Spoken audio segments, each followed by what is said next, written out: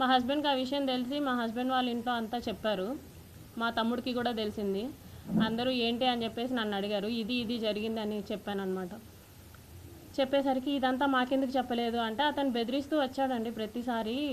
నేను మీకు చెప్దాం అనుకున్నాను, మళ్ళీ మీరు అడిగితే నన్నేం చేస్తాడో, బాబు నేను మాత్రమే ఉంటాము, మీరెవరు లేరు నా దగ్గర, అందుకే నేను చెప్పలేకపోయాను.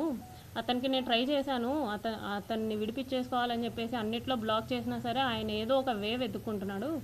ఒకసారి ఆఫీస్కి వచ్చాడు వాళ్ళతో పాటు కలిసి. ఒకసారి ఆఫీస్కి వచ్చాడనమాట.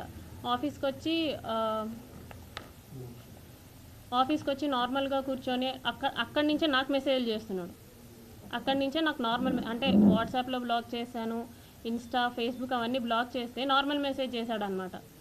నీట్గా కామ్గా బ్లాక్ నుంచి తీస్తే బాగుంటుంది, లేకపోతే బాగోదు అనేసి నాకు ఇక్కడ నేను ఎదురుగా ఉన్నాను, అక్కడి నుంచి నాకు మెసేజ్ చేశాడనమాట. సో ఈ టైప్ ఆఫ్ భయాలు నాకున్నాయి.